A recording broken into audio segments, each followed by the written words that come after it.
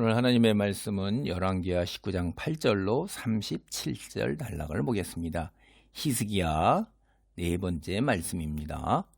이제 이집트를 의지하고 아시리아를 배반한 히스기야 왕이에요. 그를 처단하기 위해서 이제 아시리아의 산헤립 왕이 남유다를 침략해서 예루살렘을 포위했죠. 산헤립은 예루살렘으로부터 남서쪽으로 이제 50km 정도 떨어진 라기스에 머물었어요. 이미 남유다 다른 성읍과 지역은 다 정복을 했고 이제 예루살렘 수도만 남은 거죠. 그러니까 하도 짧아서 랍기스를 보내가지고선 이제 랍사게를 보내가지고 예루살렘을 치도록 하는 거예요. 자기가 직접 갈 필요도 없는 거예요. 거기까지. 사실 뭐 아무 정말 무력적으로는 현실에서 볼 때 아무것도 아니거든요. 그게 굉장히 무시하는 거죠. 근데 이제 히스기야가 굉장히 신실한 믿음의 왕이란 말이에요. 그래서 여기 성경을 보면 조상 다윗이 한 모든 것을 그대로 본받아 주님께서 보시기에 올바른 일을 한 왕이란 말이에요. 이게 우리가 성경에서 다윗과 같은 정도의 평가를 받는 왕 거의 찾아보기 힘들죠. 산당을 제거하지 못한단 말이에요. 믿음이 있다 하더라도. 근데 산당마저 제거했어요. 그러니까 자신의 왕위는 현실적인 거에서 보존하려고 그렇게 들지는 않는 거죠. 하나님께 다 맡기고 민심과 그다음에 지배계층의 그 압력에 굴복하지 아니하고 오로지 여호와 말씀대로 따르는 겁니다. 근데 그도 이제 이 현실적으로 이제 아시리아 침략에서 벗어나기 위해서 여호와를 의지하지 않았죠. 자기 판단을 따른 거예요. 자기 중심적인 거죠. 이게 이제 아담이 지은 죄하고, 그러니까 신앙인의 죄의 본성이 바로 이건단 말이에요. 이집트를 의지한 거예요. 믿음이 좋은 사람이라 할지라도 때로 현실에 시선이 꽂히게 되면요, 여호와 말씀을 따르는 것보다 자기 생각을 따르는 죄, 이게 죄란 말이에요. 자기 중심적, 하나님 중심적이 아니라, 하나님 지혜가 아니라 자기 지혜. 이거 우리가 경각심을 가져야 돼요. 그래서 주위에 믿음 좋은 사람들, 이런 사람들 조언에 대해서 열린 마음을 지녀야 한다는 걸 우리가 여기서 볼 수가 있어요. 이제 예루살렘이 이제 멸망이 눈앞에 다가오자 히스기야가 그때 이제 눈을 뜬 거예요. 그래서 회개하고 이사야에게 신하들을 보내서 여호와의 도움을 요청하는 부탁을 한 거죠. 이때 이제 아시리아 왕 사네립의 말을 그대로 전하는 겁니다. 그래서 항복하라는 랍사게의 말이 사실 이게 뭐냐면 여호와를 능멸하는 말이거든요. 신성모독이란 말이에요. 그래서 거기에 이어지는 이야기가 오늘 이제 본문 19장 8절로 37절 단락이에요. 그래서 아시리아 왕 사네립의 침공, 이게 창조주 여호와 하나님의 도움의 손길로 완전히 무산되는 과정의 이야기면서 동시에 이사야의 예언이 그대로 성취되는 것, 하나님이 살아계시는구나 라는 걸 우리가 볼 수 있는 이야기입니다. 먼저 19장 8절로 13절인데 사네립이 히스기야에게 또다시 이제 보낸 메시지입니다. 랍사게가 돌아가다가 아수르 왕이 이미 라기스에서 떠났다함을 듣고 림나로 가서 아수르 왕을 만났으니 왕이 거기서 림나와 싸우는 중이더라.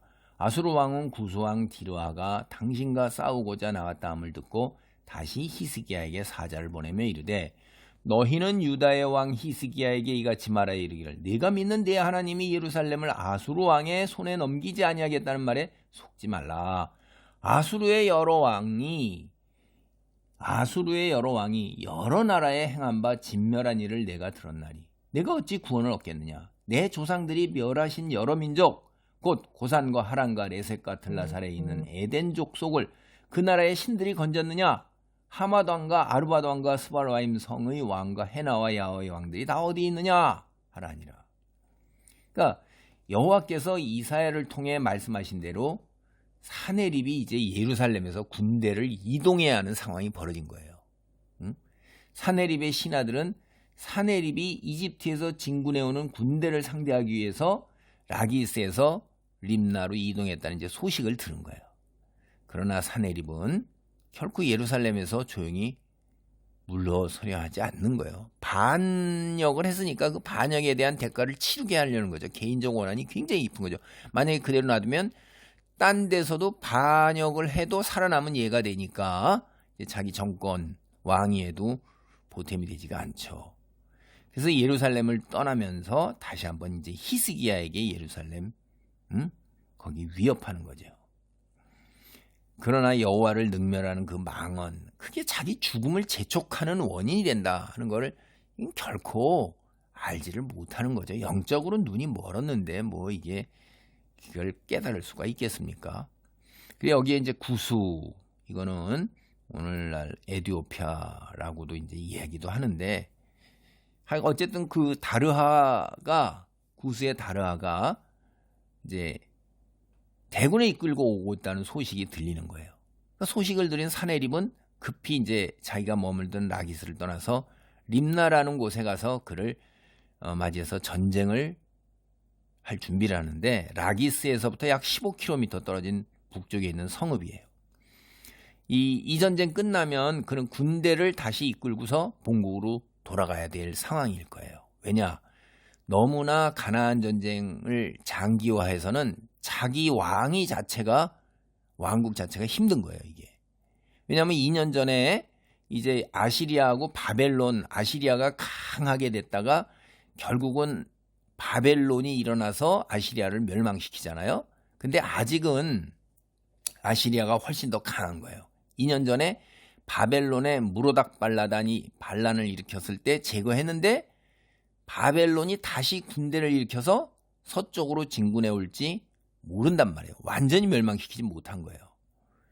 그래서 가나안 지역에 머물수록 자기가 있는 아시리아 이 제국, 왕국이 불안해지는 거예요. 왕이 떠나 있으니까. 그래서 이제 예루살렘에서 군대를 이동시킨 것, 현실적으로 이런 여러 상황을 고려하는 거죠. 그런데도 이제 반란을 그냥 내버려 둘 수는 없으니까 편지를 보내서 매우 심한 망언을 갖다가 하는 겁니다. 기본적인 논리는 앞에서 이미 했던, 우리가 앞에서 살펴봤던 랍사게를 통해서 했던 망언, 그 반복이에요. 감히 어느 신이 이 나라를 아시리아 왕의 손에서 구할 수 있겠느냐? 이미 아시리아 왕의 손에 멸망을 당한 나라의 신들이 증거하는 바를 경청하라, 이런 거죠. 그러니까 히스기야에게 속지 말라, 여호와가 너희를 구해내겠다, 속지 말라, 그렇게 백성들에게 권면하는 거예요. 여호와를 사기꾼이에요. 히스기야도 사기꾼이고. 히스기야가 어떻게 이 문제를 해결할 수 있을까요? 성경은요, 히스기야의 믿음이 이스라엘 역사에서 전무후무하다는 거예요. 이런 믿음의 소유자가 어떻게 이 문제를 해결할까요? 우린 성경 다 아니까 하죠.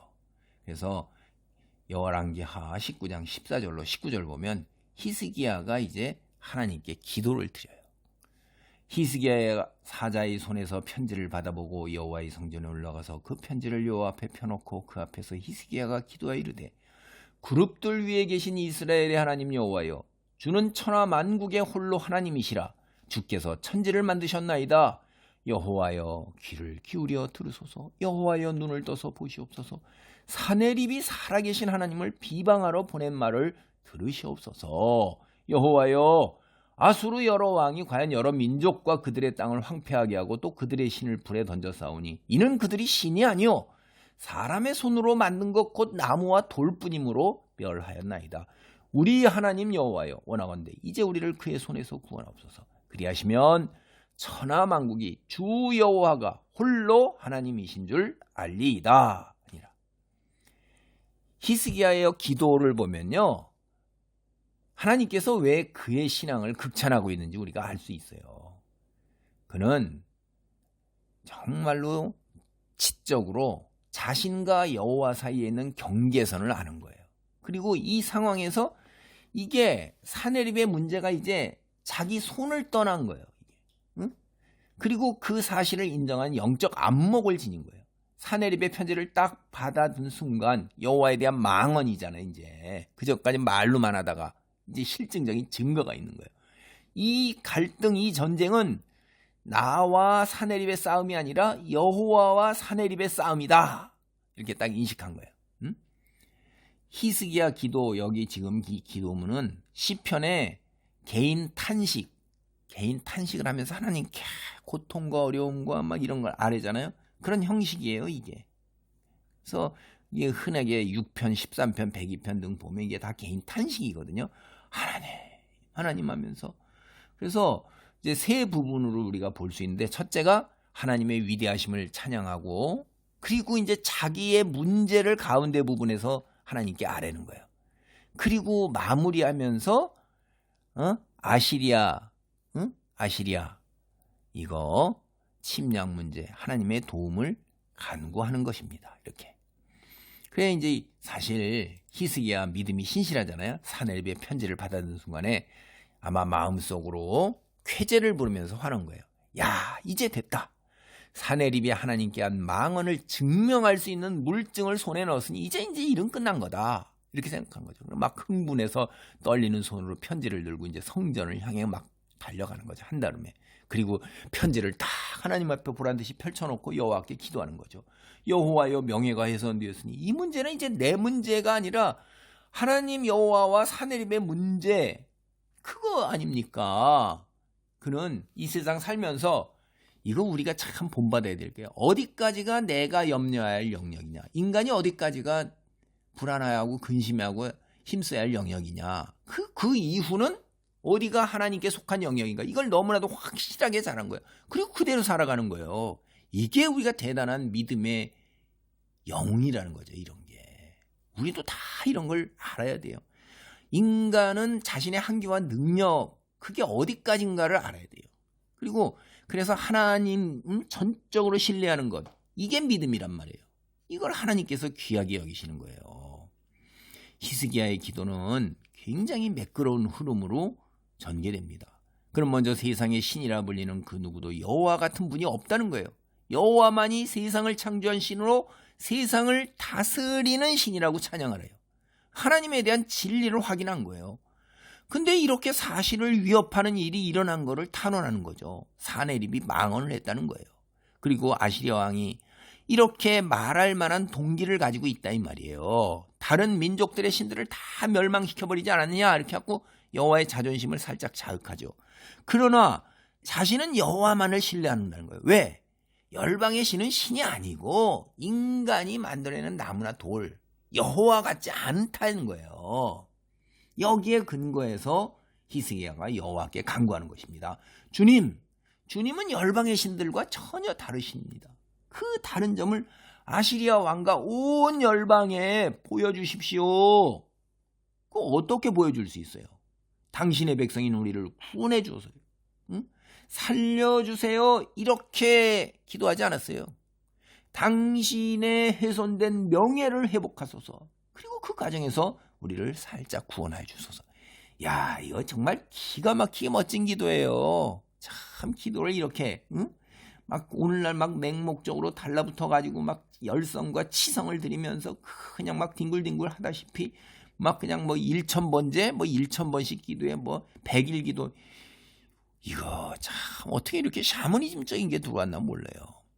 내가 정성과 치성을 들이면 뭐 하나님 보좌를 움직이고 하나님이 그 내 정성과 치성에 응답한다. 그런 거 아닙니다. 성경은 그런 얘기 하지 않아요. 하나님은 이미 우리를 얼마나 사랑하고 계시는지 몰라요.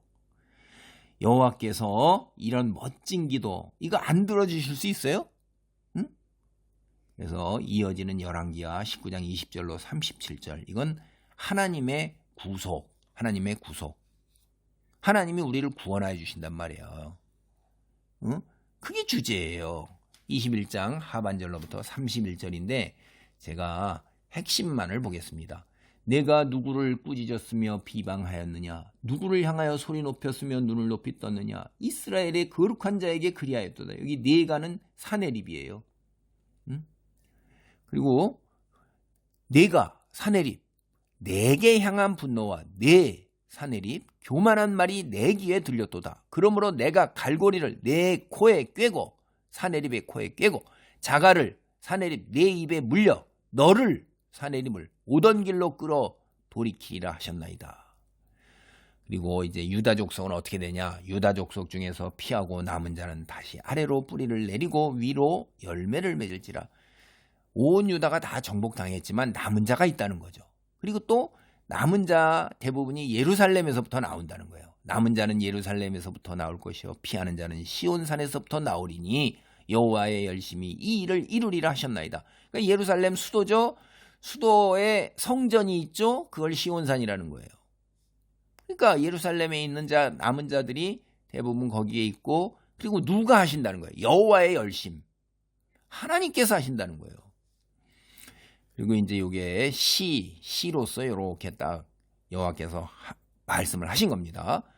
그러므로 여호와께서 아수르 왕을 가리켜 이르시기를 그가 이 성에 이르지 못하며 이리로 화살을 쏘지 못하며 방패를 성을 향하여 세우지 못하며 치려고 토성을 쌓지도 못하고 오던 길로 돌아가고 이 성에 이르지 못하리라 하셨으니 이는 여호와의 말씀이시라. 내가 나와 나의 종 다윗을 위하여 이 성을 보호하여 구원하리라 하셨나이다 했더라. 그러니까 여기 뒤에 보면 다윗 언약 사무엘하 7장 12절로 16절에 너의 왕위와 내 나라가 영원히 보존되고 영원히 견고하게 있을 것이니라고 다윗에게 언약을 하셨잖아요. 그러니까 이스라엘 백성들이 죄를 짐에도 불구하고 하나님께서 이렇게 하시는 것은 다윗 언약 때문에 그렇다 이 말이에요. 그 말씀을 하신 거예요. 다시 본문으로 돌아와서 히스기야의 기도를 들으신 여호와께서 하나님의 사람 선지자 이사야를 통해서 지금 읽은 이야기 있잖아요. 시야 이야기, 기도응답의 말씀을 전해 주시는 것입니다. 이사야 선지자의 메시지 21장 하반절에 34절. 이게 시편, 이게 노래예요. 노래 찬송. 그래서 히스기야 기도처럼 세 부분이에요. 처음에는 사내립이 처한 상황이 곧 바뀔 거다. 가운데 보면 시리아의 군사적 성공에 대해서 내가 잘못 생각하고 있다 하는 거라고, 끝부분은 이제 아시리아가 온 길로 되돌아갈 거다 이렇게 이야기하는 것입니다. 이게 사내립의 군대 포위로 인해서 현실적으로 보세요. 예루살렘의 멸망이 눈앞에 보이는 게 현실 상황이에요 지금.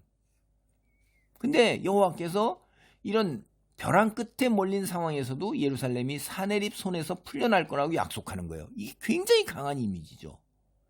뭐라고 그러냐면 21장 하반절을 보면 표준 세번역으로 보면 이런 거예요. 처녀딸 시온이 오히려 너 사내립을 경멸하고 비웃을 것이다. 딸 예루살렘이 오히려 물러나는 내 뒷모습을 보면서 머리를 흔들 것이다. 비웃고 조롱한다는 거죠. 사실 이거 왜 이렇게 하냐면 처녀, 여러분 전쟁에서 제일 두려움 떠는 사람이 처녀예요. 처녀. 성이 함락되면요, 처녀들은 고대 다 이게 약탈이에요. 약탈의 대상. 온갖 성폭행에 그냥 온갖 수모를 다 당하는 거죠. 처녀의 몸으로. 그러면서 끌려가는 거예요. 이제 다 완전히 노예로 그냥.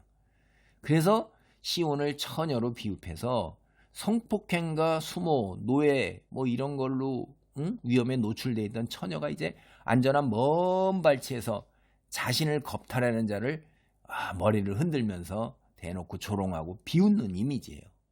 굉장히 아주 현실적으로 자극적으로 탁 와서 듣는 겁니다. 이게 백성들한테 상황이 완전히 반전된 거예요. 이게 여호와께서는 이렇게 완전하게 반전을 이루겠다고 선언을 하시는 겁니다. 이거요, 듣는 사람들, 그때 당시 이스라엘 사람들한테는 눈에 와서 확 보이고 귀에 딱 꽂히는 이미지예요. 전쟁의 상황에서 완전히 승리자들은 약탈자예요. 완전히 강탈자. 그죠? 나머지 살아있는 사람은 있는 사람 걔네들 손에 짐승이에요. 그거 완전히 다 전쟁의 승자들은. 그 선지자가 이제 이사야 선지자가 사내립의 방종과 교만도 지적하는 거예요. 기고만장해서 눈에 뵐 게 없구나라는 거예요. 현실을 직시하라고 이사야가 하는 거예요. 누가 사내립에게 그렇게 기세등등하게 권세를 주었나? 그거 왜 주셨나 생각해봐라. 너는 이미 여호와께서 이스라엘을 벌하려는데 징계하는데 사용하려고 준비해 두신 거에 지나지 않는다. 너 그것도 모르고서 잘난 척처럼 하냐? 그러니까 이제 여호와께서 너의 교만을 꺾고 너를 견디지도 못할 치욕으로 확 꺾어버리실 거다. 마치 여러분 포로에서 끌려가는 노예들 팔아먹을 때요, 철사줄에다가 코걸이 입술을 갖다 꿰가지고선 줄줄이 끌고 갔어요. 그냥 막 벌거벗겨가지고 그렇게 하는 거예요. 실제로 포로들 손발을 묶는 정도가 아니라 그냥 완전히 벌거벗겨서 짐승처럼 입에다 갈고리로 그냥 철사로 줄줄이 꿰가지고 끌고 간단 말이에요. 이런 게 흔해요. 또 그렇게 된다 이거예요. 이스라엘 멸망 후 포로로 끌려갈 때 사실 가슴이 아프지만 실제로 이렇게 끌려갔어요. 이게 우리가 아모스 4장 2절 이렇게 됐어요. 주 여호와께서 자기의 거룩함을 두고 맹세하시되 때가 너희에게 이를지라 사람이 갈고리로 너희를 끌어가며 낚시로 너희의 남은 자들도 그리하리라. 이게 멸망당했을 때 북이스라엘이 실제로 이렇게 아시리아에 의해서 갈고리로 입술을 꿰고 이렇게 끌려갔습니다. 그러니까 너도 그렇게 된다는 거죠.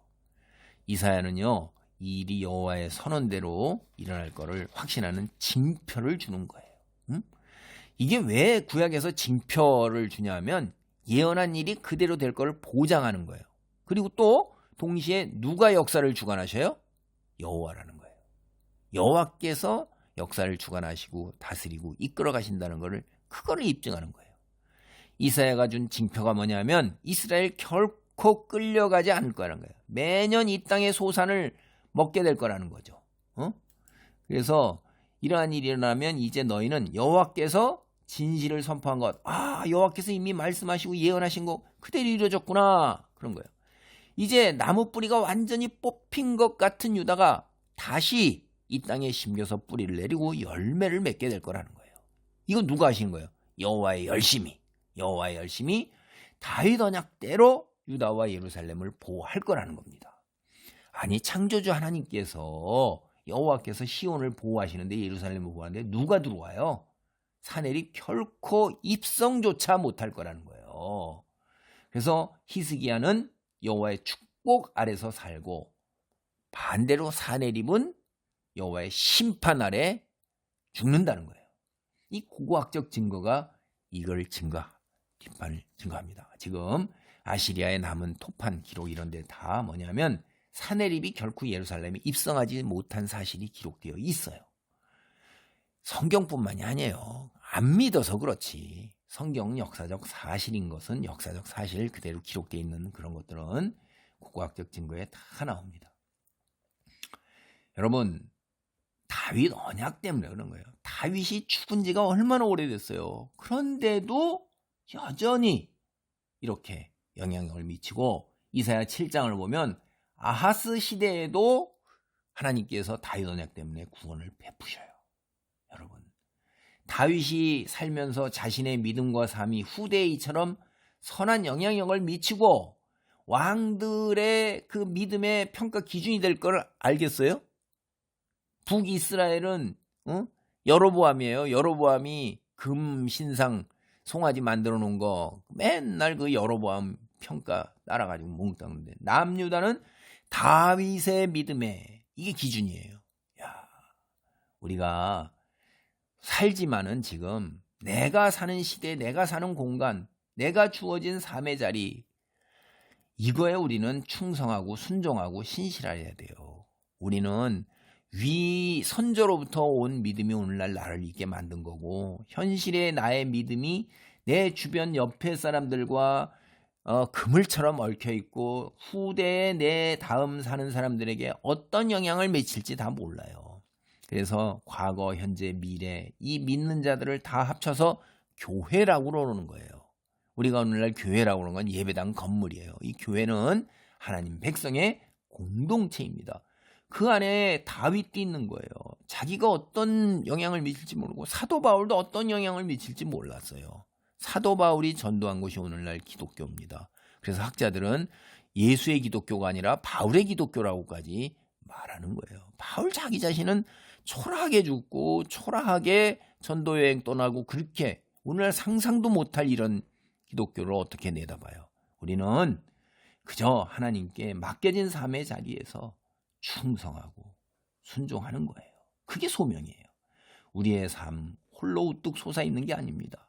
제가 다시 말씀드리지만 시절과 날들로 과거와 현재, 미래로 연결되어 있고 오늘날 현재에도 내 주변 사람들과 아버지 주여 실타래처럼 연결되어 있고 그 뿌리에 모세혈관처럼 연결되어 있는 거예요. 우리는 혼자서 연약하고 아무것도 아닌 것 같지만 그렇지 않습니다. 우리의 한계를 우리는 과거, 현재, 미래 연결과 연결시켜서 다 알지를 못해요. 하나님의 섭리 우리는 온전하게 알지도 못합니다. 부분적으로 하는 것도 힘들어요. 그렇지만 하나님의 선하심을 믿고 순종하는 것, 그게 우리에게 주어진 최선의 것이고 그게 믿음인 거예요. 그게 쉽지 않죠. 이어지는 이제 열왕기하 19장 35절로 36절. 이 밤에 여호와의 사자가 나와서 아수르 진영에서 군사 18만 5천 명을 친지라. 아침에 일찍이 일어나 보니 다 송장이 되었더라. 아수르 왕 사네립이 떠나 돌아가서 니느웨에 거주하더니 그가 그의 신 니스록의 신전에서 경배할 때 아드람멜렉과 사레셀이 그를 칼로 쳐 죽이고 아라랏 땅으로 그들이 도망하며 그 아들 에살 하돈이 대신하여 왕이 되니라. 여기 보니까 사네립 어떻게 죽었어요? 이사야가 이 길게 앞에 그 이야기한 다음에 이 뒤에 벌어진 일, 예언이 성취되는 일은 아주 짧게 그냥 이렇게 딱 하고 말아요. 여호와의 말씀을 이사야가 선포한 다음에 여호와의 사자가 나와서 아시리아 진영을 쳐서 18만 5천 명이라면 어마어마한 군대죠. 오늘날도 18만 5천 명이 근데 이게 그냥 수천 년 전에 18만 5천 명이 뭐 어마어마한 거 아니에요. 여호와의 사자가 한순간에 딱 죽인 거. 이게 뭐죠? 출애굽 시절에 이집트에 임한 10번째 재앙, 한밤에 장자가 다 죽은 거예요. 홍해바다에 한꺼번에 군대가 다 수장된 거예요. 출애굽 시절에 있었던. 이게 이제 엄청난 수의 군사 사내립, 그 국력이 그냥 끝난 거죠. 이렇게 되면 18만 5천 명 정예 군대가 아침이라니까 자기 입구 다 죽었어. 야, 그래서 이제 돌아가서 자기가 모시는 신 니스록 신전에서 경배하는데 아드람멜렉과 사레셀이 그를 칼로 죽이고 도망해 버렸어요. 이게 받아들이지 못하겠죠. 그 밑에 있는 신하가. 그러니까 그 아들 헤사라돈이 이제 그를 이어 왕이 된 것입니다. 여기 사실 이게 굉장히 짧게 돼 있지만 고대 근동 기록을 보면 사네립이 예루살렘 침공을 후에 돌아가고 20년을 또 통치한 후에 일어난 일이에요. 이게 20년 더 통치했어요. 근데 한 번도 가나안 지역으로 군대를 이끌고 오질 않았어요. 여러분 18만 5천 명이 한 번에 다 죽었는데 자기가 이게 무슨 정신으로 거기 있겠어요? 이게 미쳐버리지 않은군. 이게 참 기가 막힌 거죠. 겁이 나서 뭐 이쪽으로는 쳐다보지도 못했을 거예요. 그래서 이게 상당한 20년 지난 후에 일어난 일을 이제 사건의 결말을 위해서 이사야가 이야기하는 겁니다.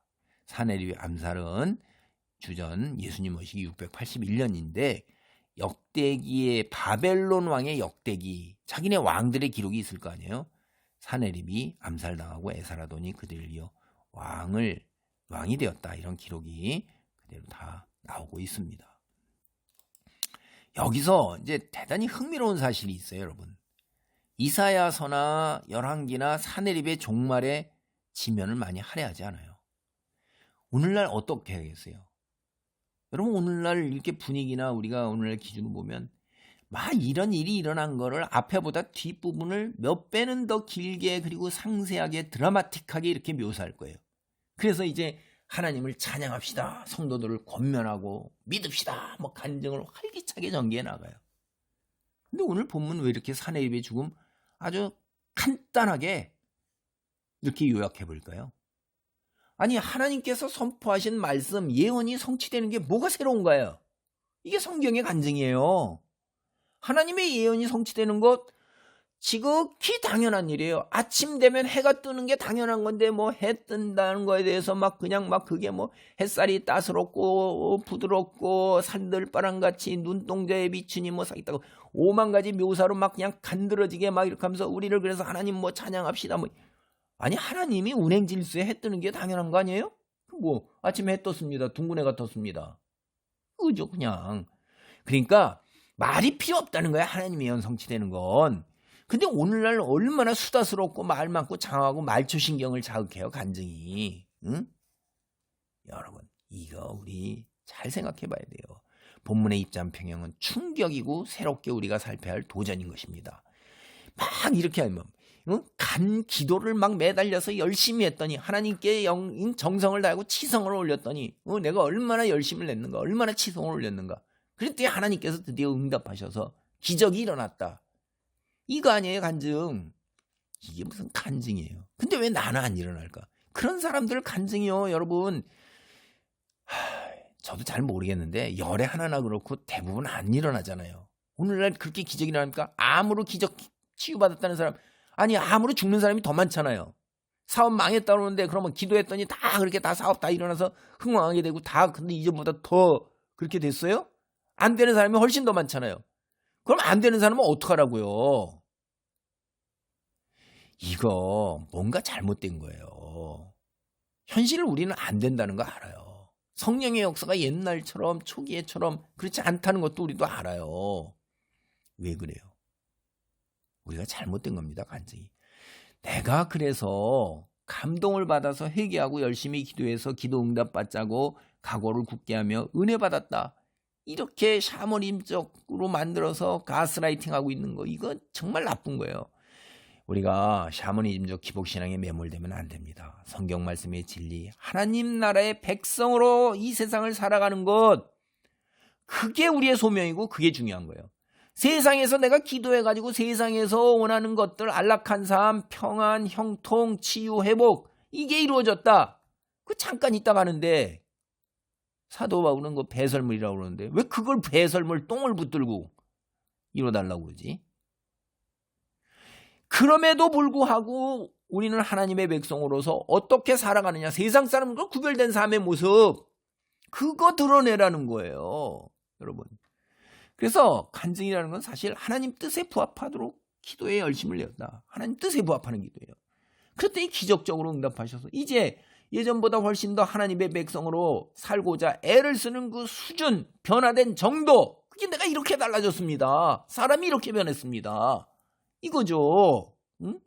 그래서 다른 이들도 하나님 말씀에 순종하는 삶, 하나님 나라의 백성으로 살아가는 거룩한 삶, 그렇게 살도록 권유해야 되는 거예요. 자기 문제 해결된 것, 자기 기도가 응답받았다는 게 이게 자랑이 아니에요.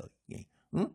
간증이란 건 하나님 나라 백성으로 살아가는 변화된 삶, 그게 간증이고 그렇게 같이 함께 살아갑시다. 세상이 변화된 게 없다 할지라도 기도 응답 이후에 예전보다 얼마나 하나님 말씀에 순종하며 세상의 것들, 돈이나 만사 형통이나 안락이나 이런 거 내려놓게 되었는가, 어느 정도나 십자가를 지게 되었고 얼마나 다른 일을 더 섬기고 얼마나 공동체 형제들을 뜨겁게 사랑하고 얼마나 다 지상 대명령을 수행하는데 내가 앞장서면서 헌신하게 됐는가, 내 돈 들이고 시간 들이고 이런 거 초점을 맞춰야 되는 거예요. 오늘 말씀을 정리합니다. 오늘 히스기야의 기도와 사내립의 죽음은 하나님께 망언한 자는 세상 어디를 가도 결코 하나님의 심판을 피하지 못한다는 경고입니다. 사내립을 보십시오. 그는 자신이 섬기는 신, 그 신전에서 예배 드릴 때 암살당한 거예요. 응? 하나님을 모욕하는 자들이 숨을 곳이 자기가 섬기는 신조차도 여호와의 손에서 구하지 못하는 거예요. 이게 하나님 여호와하고 다른 신의 차이예요. 하나님을 모욕하면요, 현재 잠시 하나님께서 심판을 연기하거나 보류하실 수는 있어요. 근데 결국 하나님의 진노 피하지 못하는 겁니다. 그들을 위한 도피성이나 하나님께서 들어가시지 못하는 이방신들의 거룩한 지역 세상에 존재하지 않습니다. 그 이방신이라는 게 다 만들어낸 신이지. 여기 히스기야조차도 손으로 깎은 돌, 나무에 지나지 않는다고 그러잖아요. 하나님을 믿지 않더라도 모욕하는 지경까지 내 주먹을 믿어라 뭐 이따위 소리하는 그 무지한, 그리고 자기 멋대로 재판하는 재판관들, 무서운 거예요. 자기뿐만 아니라 자기 후손, 가정, 자손, 그 하나님의 무서운 진노의 심판에 자멸을 자초하는 거예요. 그런 교만한 반열에 있지 않기 바랍니다. 제가 아주 분개하는 것 중에 하나가 파리 올림픽 지구상의 인류의 잔치라며 예수 그리스도를 조롱한 자들, 그런 것을 기획한 자들, 그런 것을 허용한 정치 지도자들, 여러분, 프랑스의 하나님의 저주와 심판이 자기들이 자초하고 있는 거예요. 하나님의 진노의 심판을 우리 모두가 볼 거예요. 이를 통해서 하나님이 하나님 되신 것이 분명하게 드러나서 모든 세상 사람들이 다 볼 겁니다. 내가 하나님께 돌아온 거, 이거 은혜입니다. 다른 이들 또한 하나님께 돌아올 수 있도록 내가 하나님 나라의 백성으로 세상 사람하고 구별된 거룩한 삶, 이걸 드러내야 되는 거예요. 그건 하나님께서 능력 주셔야 되는 거예요. 그거를 위해서 우리는 기도해야 되는 것입니다. 아멘. 할렐루야. 하나님 감사합니다. 죄악 속에서 죽을 수밖에 없는, 자기중심적으로 살며 그저 세상의 교만과 헛된 것을 쫓는 아버지, 내 자신이 이제 하나님의 백성으로 살고자 하는 아버지, 놀라운 반열에 섰습니다. 주님, 내 능력으로 되지 않사오니 보혜사 성령을 통하여 이 놀라운 십자가의 도와 섬김의 제자도와 공동체 형제를 뜨겁게 사랑하는 하나님 사랑과 이웃 사랑을 실천할 수 있는 아버지, 삶의 자리를 지켜나가게 축복하여 주옵소서. 예수님의 이름으로 기도하옵나이다. 아멘.